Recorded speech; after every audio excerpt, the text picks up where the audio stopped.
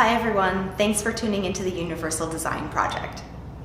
I had the opportunity to have a sit-down interview with one of my occupational therapy professors, Dr. Greg Hansen, who also works as an occupational therapist at the Virginia School for the Deaf and Blind.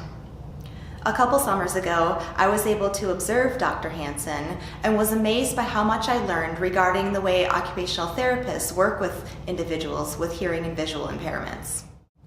Throughout the interview, Greg will discuss his perspectives on the challenges his students may face within the community, as well as barriers he has observed within social contexts.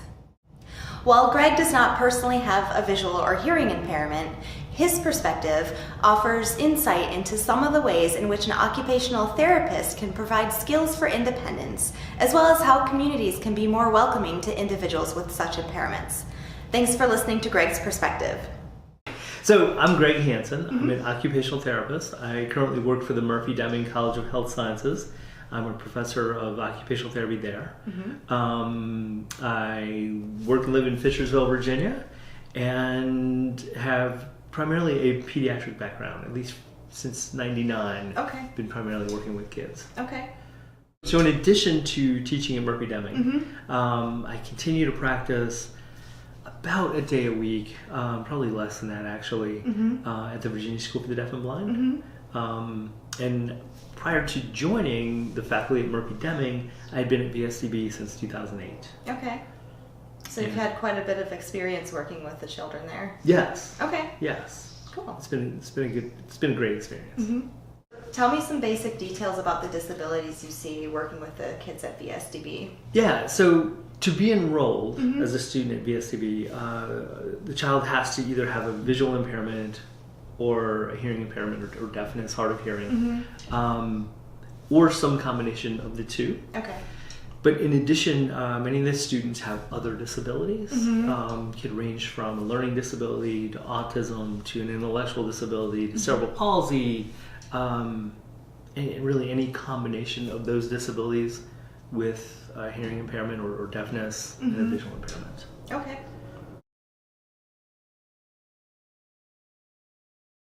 The school has a residential program. So if a student lives greater than 35 miles from Stanton, from VSDB, the student has the option of staying in a dorm. Okay. During the school week. The student would then travel via bus, typically on Sundays, to VSDB, would be there through Friday, and then every Friday at around noon, the buses or other vehicles take the students back to their home communities. Okay. So every weekend, the children get to be with their families. Okay. And throughout the summer as well. Okay. All of our students are from Virginia. Okay. So we have students from the Virginia Beach area, from Northern Virginia, from Richmond, Lynchburg, anywhere in the state. But regardless of the distance from the school, everyone gets home on the weekends. Okay. That's nice. Yes. That's good for them. Get to be with their families. Right. Yeah. I couldn't imagine being a kid being away from my family for that long. If you had to stay longer than a week. Yeah. Okay.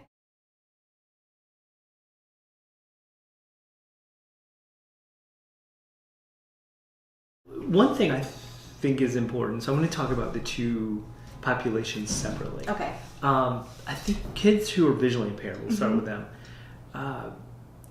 The loss of vision or the absence of vision has a profound impact on motor skill development and social skill development. Okay. So if you think about a typically developing child, he or she is very visually engaged with the environment from a young age. Right. And they see things that attract their attention. And seeing that and being attracted facilitates the development of motor skills, right? I want to go over there. Right. I want to see what that object is. I want to crawl. I want to scoot. I want to grab that object. I want to explore it. So in the absence of vision, a lot of those stimuli aren't there. Right. So so the impact on motor development is significant. Now that doesn't mean that the kids don't eventually overcome the absence of that stimuli, but it does impact motor impairment. At least that's certainly been my experience. Have you seen a significant difference in if a child is maybe born with congenital blindness versus if they become blind a little bit later in life? Yeah, from my experience, that difference is significant. Okay. Because students who I've worked with who have lost vision later in life still have that visual representation of the world. And when I refer to a particular object or I describe the environment, the child who's had sight previously has a much better understanding of what it is I'm describing. Okay. So that is significant, right? Okay. Even though that vision's been lost, those visual memories are intact. Okay. So that's huge. That makes sense. And even going back to the motor skill perspective, if we think about how much motor skills are modeled by peers, I see little Jimmy running, I want to run like little Jimmy, or I see Sally climbing the monkey bars, and I'm learning from her performance how to do that better. Kids without vision are denied those learning opportunities. Okay. So a few years ago, several colleagues and I started a cross-country program there. And it was really interesting to see how the gait patterns differed from typically developing kids. And I think in part it's related to that absence of visual information and modeling. So that's just another manifestation. Okay. Yeah. With regard to kids who are deaf, what I think many folks don't recognize is the lack of incidental learning that takes place. So kids learn so much implicitly from overhearing adults' conversations, from overhearing the conversations of peers. Right. And typically kids who are deaf or hard of hearing miss that content. So it's been interesting to me how many children I've worked with don't know their home address, right, at an age at which you would expect that knowledge to be there. And that's just, maybe struggle with money management skills. All of these things that are often developed just through relationships in the home and through overhearing siblings, etc. Right. These kids often miss. Okay. And so as an occupational therapist, that's where we can come in and try to provide extra support in conjunction with the educators. Okay. And I was going to segue off of that. As an occupational therapist, what are the main things that you find yourself working on with those kids primarily? So with kids, it really runs the gamut. Okay. But often self-care skills. So again, I'll talk about the two different populations separately. Kids who are visually impaired, self-care skills, depending upon what other diagnoses may be present, if it's an intellectual disability or autism or cerebral palsy, it could be basic self-care skills like zipping, buttoning, tying shoes. Right. As the kids get older, we work more on independent living skills, things like meal preparation, laundry, any skills that are going to be needed to live as independently as possible. So that's, and again, it's most effective, and this is typically the case when the efforts are provided in conjunction with what's happening in the classroom, with what the special educators are doing. But yeah, independent living skills, self-care skills, those are kind of the foci of our efforts. Okay. And with kids with hearing loss or who are deaf, it really tends to be the same kind of things. Self-care skills, independent living skills, as far as even things like emergency management, right? Most kids aren't taught in school necessarily, this is how you call 911, this is what you do in an emergency. But again, those are the kinds of content that are often missed by kids who have a hearing impairment or who are deaf. So we often talk about those type of scenarios and try to provide education about how kids should respond. Okay, so if you had a deaf student, how would you teach them how to call 911 or communicate an emergency with somebody? Yeah, so we talk about how you don't even need to provide verbal communication. Okay. Once you call 911, there's a connection. There's a connection, right? And the responders know physically from where that call is being placed, so they can come to you, right? Okay. So that's one, I think, misconception amongst the kids I've worked with, is like, I can't communicate. How are they going to know what to respond, how to respond? Right. And we explain, okay, they've got your location, so they'll be able to come to you. Then we do a lot of role playing. Okay. So, like, and showing a lot of pictures, like, okay, pretend this is you cooking at home and you have a kitchen fire. What do you do?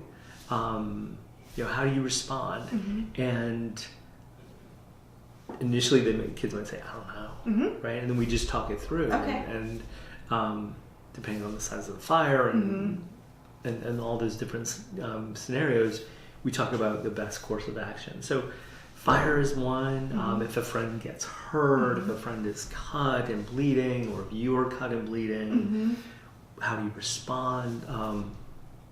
So that's certainly one area of content. Okay.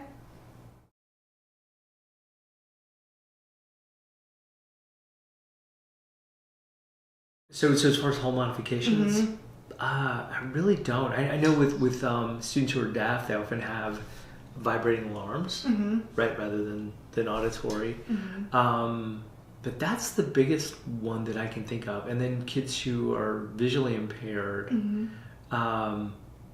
often the Department for the Blind and Visually Impaired will work with families to go in and provide different labelings.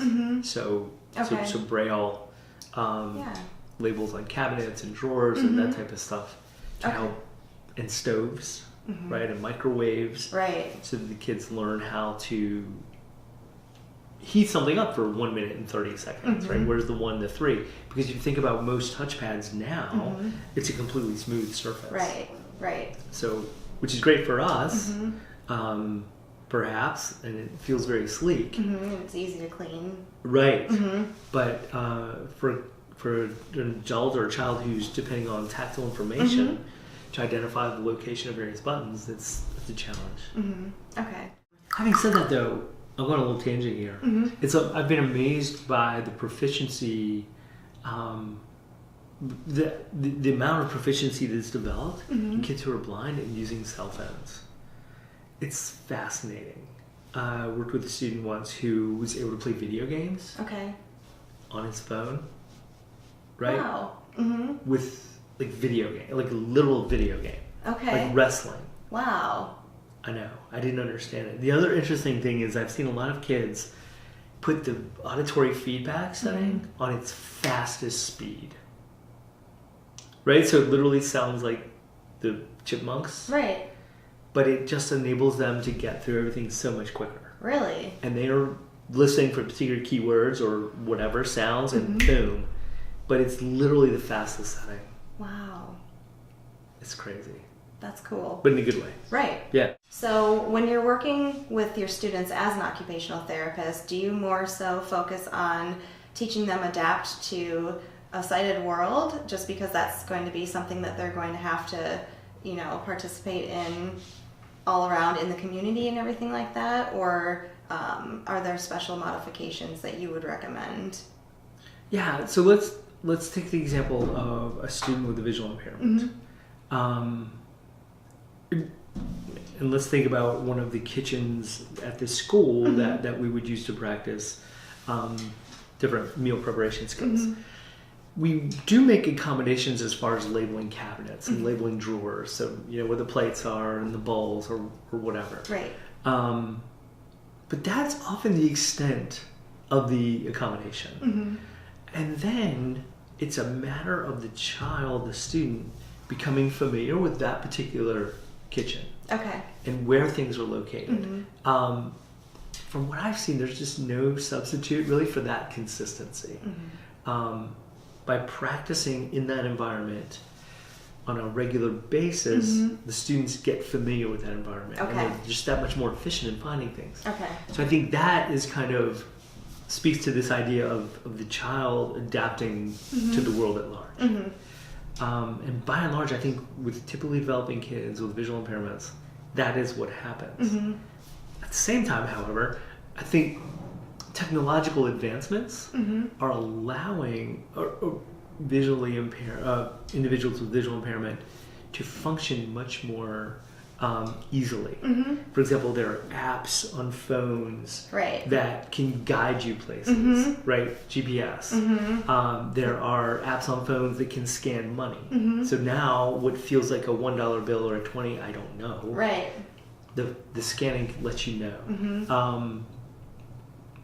When you think about crosswalks in larger cities with the beeping that's counting down how much time until you can cross, those are societal changes that are being made that help our students and any individual with a visual impairment. Okay.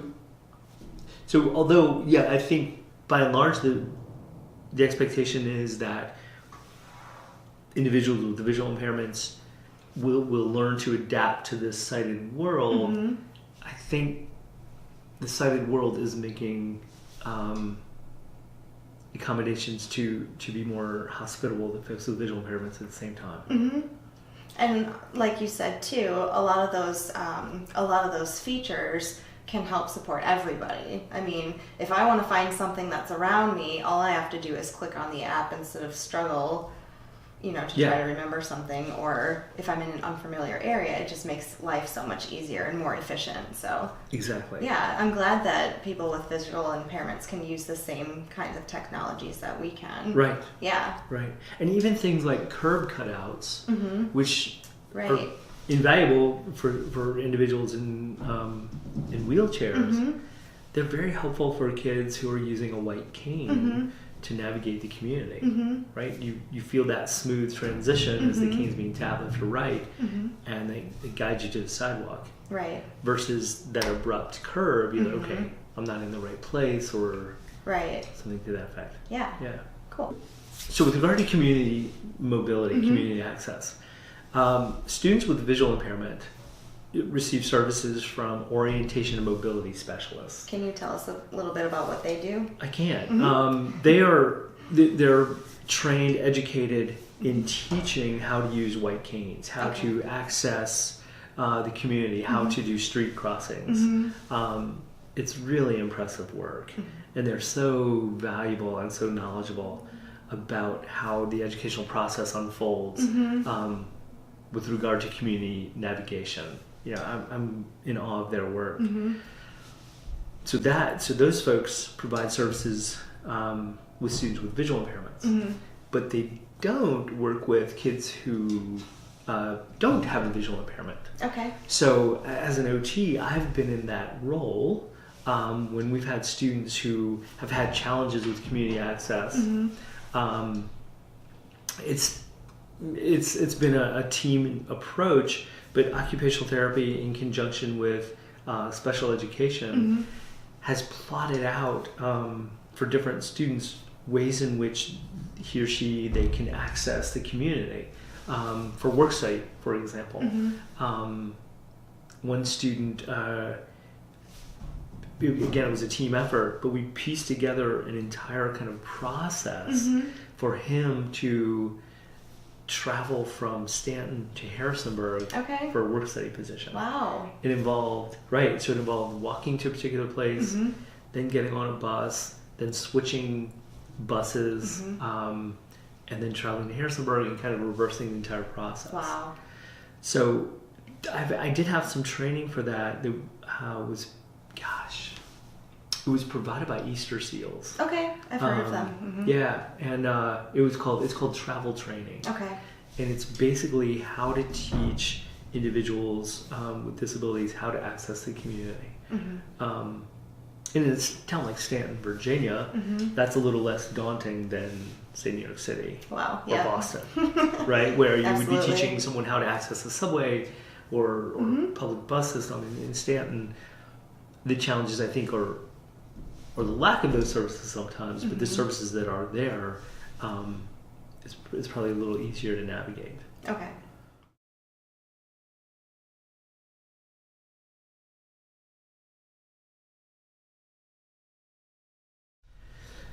So, again, I'm going to talk about the two populations differently. Sure. From what I've observed anecdotally, the social circles of kids with visual impairment are often much, much smaller than typically developing kids. And I think that's for a variety of reasons, including lack of driving, lack of ability to participate typically on the school's basketball team or the football team or whatever other sport requires a vision to be played.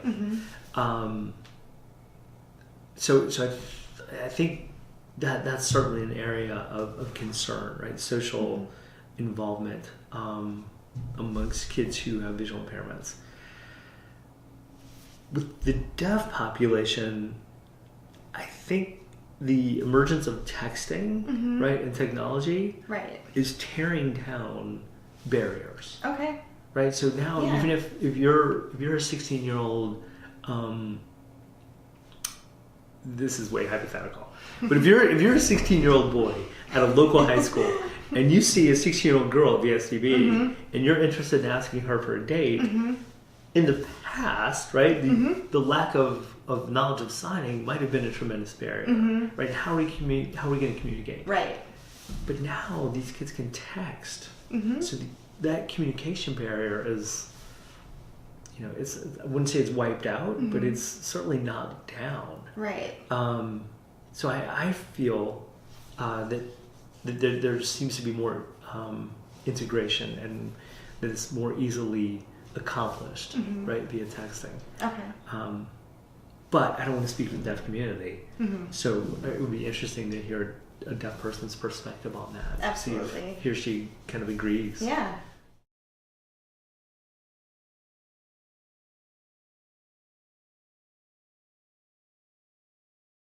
Gosh, I'm not aware of support groups. Okay.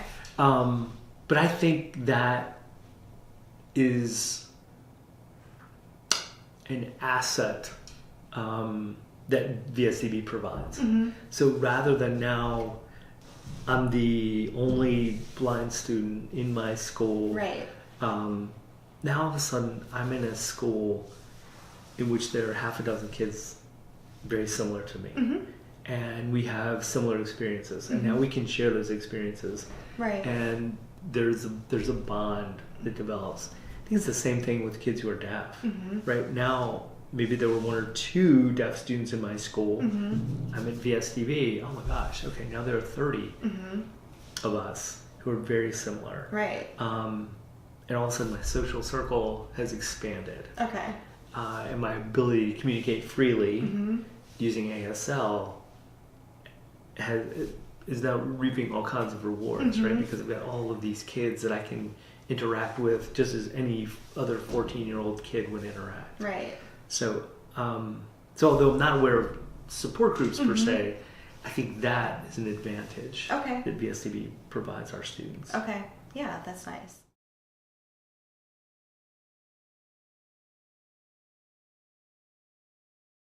Definitely, if every crosswalk had the audible signal, and not all of them even have the visual signal. Right. The little guy glowing in white saying, "Hey, it's okay," or the red hand. Yeah. A lot of them don't, and a lot of our kids who are deaf struggle with that. Right. Like, yeah.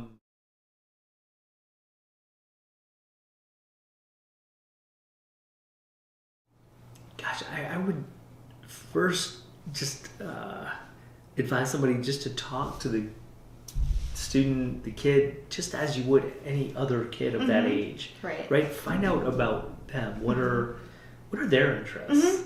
And then from that conversation, I think you can develop a sense of some of the challenges of being blind or of being deaf. I wouldn't go in and say, hey, tell me about how hard it is to be visually impaired.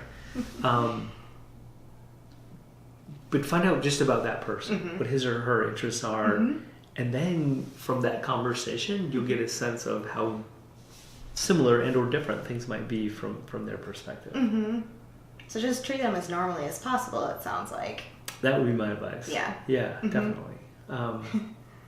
Yeah, and you're my guess is you're going to have a very willing audience too. Okay. And conversation partner. Yeah. Yeah. That's important. Yeah, definitely.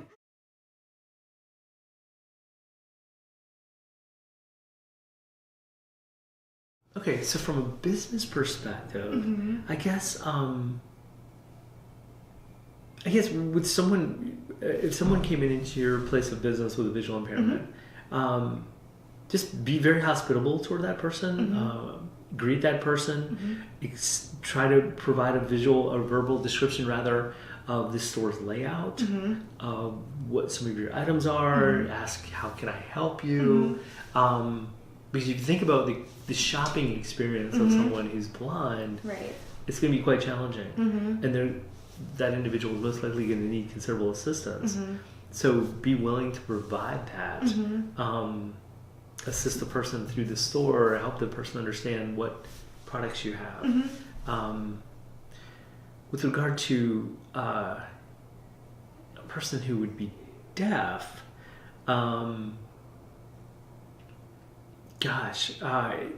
learning sign language is always good, right? Even just a couple of basic signs.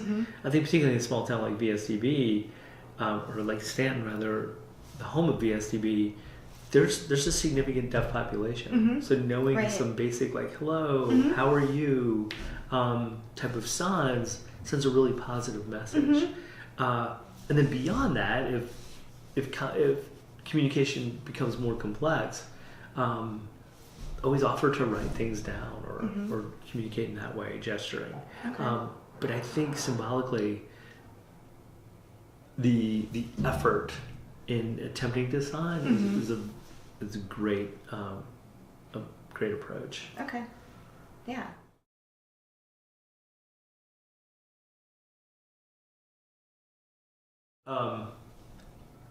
When I had students, occupational therapy students from JMU or wherever, or nursing students, often nursing students from UVA would come. Okay.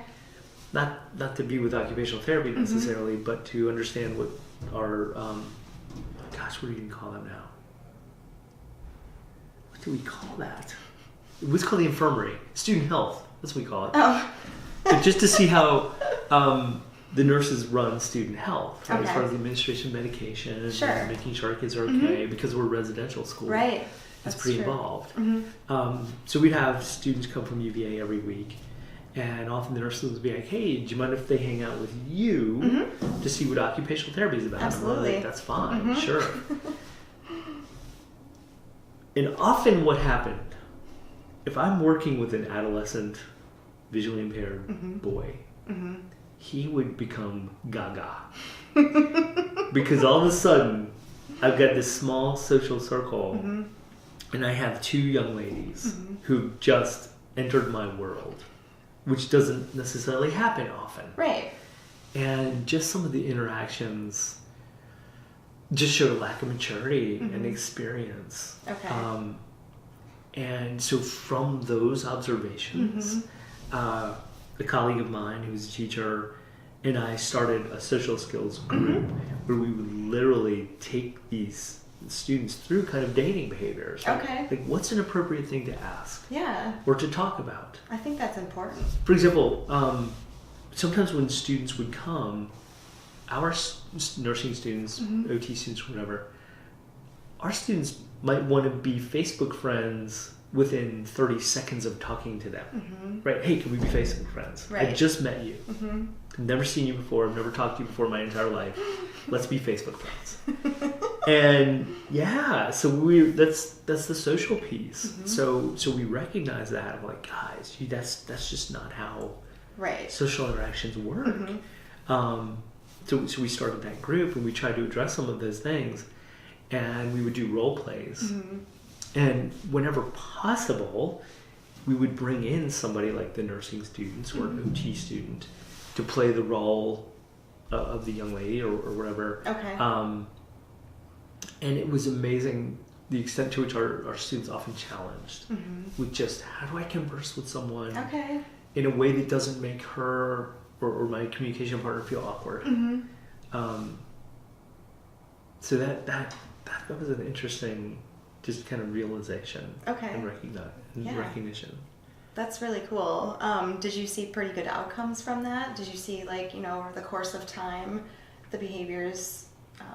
Yeah, within the context of the group, we did. Okay. Now, were those skills generalized to the world? I don't know that we'll ever know. Right. And the other thing I might be doing is painting too broad of a brushstroke. There are several students with visual impairments who have exceptional social skills. Okay. Right, just natural people. And so, but those to me tend to be the exceptions rather than the norm. I think the norm is just this, because of a lack of exposure, lack of experience, often just a social hesitation, or awkwardness. Okay. Yeah. I think just in general too, that's just people. Yeah. You'll see those variations. Agreed. Typically. Agreed. Right. That's right. And who knows? Had I worked in a school with more typically developing kids, I might see the same awkward behaviors amongst a bunch of 14-year-old boys. Greg shared his experience of working with individuals with hearing and visual impairments, and how the role of occupational therapy in conjunction with educational efforts at VSDB can be beneficial in providing students with the self-care and independent living skills that they need to support their independence. He described various ways in which tactual and visual supports can be incorporated into the environment, and how technological advances such as smartphone apps are useful in supporting community navigation and socialization. Greg also described how curb cuts on sidewalks can be invaluable not only to individuals who use wheelchairs, but to blind individuals who use white canes for community travel. I hope you were able to gather something valuable from the insight Greg shared. Thanks again, Greg, for sharing your expertise. Thanks again for listening, and I hope you tune into more stories from the Universal Design Project.